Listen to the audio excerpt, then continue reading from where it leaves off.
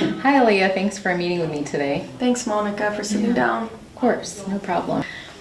I know you wanted to talk to me today about your mother and her care. Yeah, frankly, I've just been really overwhelmed lately, and it's been kind of hard to admit, but I've been working full-time and trying to, take care of her and keep up with all the things I have going on with my life, and it's been kind of hard. I feel like I'm kind of overflowing a little bit with all the extra stuff that I have to do, and I don't want to admit that my mom is a burden, but I just feel like I need more help, and so I was wondering if there were any resources or services that are out there that could help me. Yeah, so actually we have what's called palliative care. Oh. And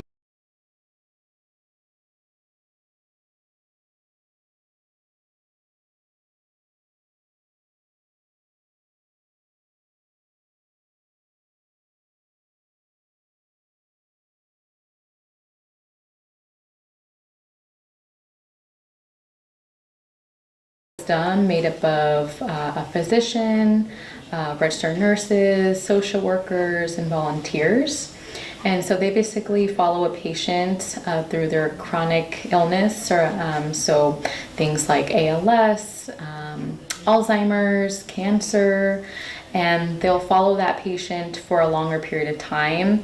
And this is something that's different than hospice. Okay. Hospice is usually for patients who are at the end of life. And so palliative care follows patients who are having chronic illnesses for a longer period of time. Okay. Yeah. And so some examples of that might be the team might go with the patient to doctor's appointments to kind of like maybe explain what's going on during the appointment if they need help with that. They can also provide education to the patient and their families about their illness and kind of what goes along with that and what to expect, things like that. Okay.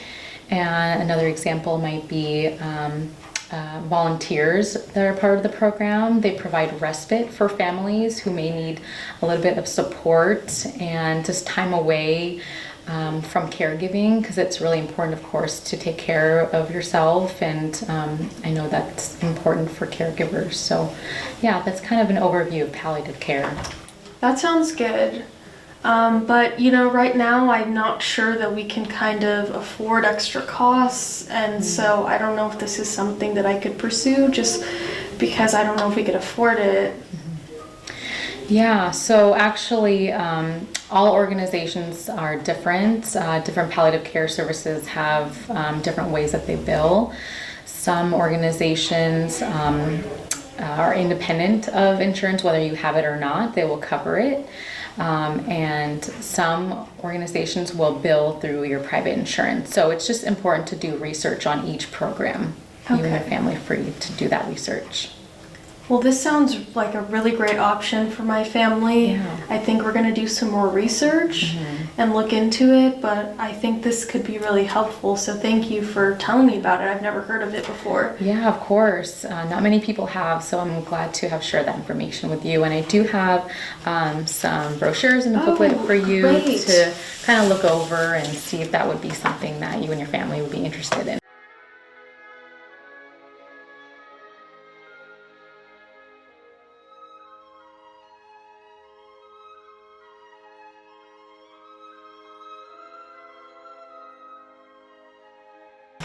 Hi, Aaliyah. Thanks for meeting me today. Hi, Monica. Thank you for taking the time to talk. Of course, yeah. So I just wanted to meet with you today to talk to you about your mother. I know her uterine cancer has been getting aggressively worse, and it's important for her to go home, is what she was saying. So I want to talk to you about a program that focuses on quality of life and comfort. And that program is called hospice. Have you heard of this program before? Yeah, my family has actually pursued hospice before. My grandmother was on hospice, but we didn't really have a good experience with it. The workers were kind of rude, and I don't feel that they honored my grandmother's wishes, and my family kind of believes that it made her death come faster, so we're really apprehensive towards pursuing it. So sorry you and your family had a bad experience with hospice, and I just want to say that not all hospices are built the same, and so that's why it's really important to do your research about it before really diving into one hospice.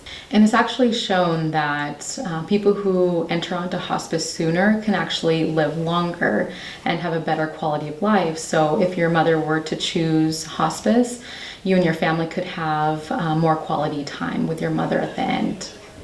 So what does hospice look like day to day? Like, what does it actually entail? Hospice is made up of an interdisciplinary team, or IDT, that includes a hospice physician who oversees the patient's care. We also have a registered nurse on board who will be seeing the patient in their home, whatever they call home. And they'll do things like wound care, check up on medications, things like that. We have a hospice aide. They'll do things like bathing, dressing, activities of daily life is what we call them. And social workers are also available. They'll provide emotional support and resources, such as if a patient needs help filling out an advance directive. And then we also have volunteers. Volunteers can provide respite for families if they just need a little bit of time for themselves, for self-care, because that's important too for caregivers, and just spend time with the patient and maybe, watch TV with them, read with them, talk to them, whatever it may be. We also have spiritual care counselors, and they are non-denominational, so they respect any religion or culture, or even if the patient has no religion or doesn't have any cultural needs, they respect all walks of life. Some hospices also have a program where the team will follow the family of a loved one who's passed for several months after the death. They have emotional support and also support groups that the family can go to if they need that extra support. This was all really good information to have. Thank you. But what if my mother wants to go back and pursue treatment again?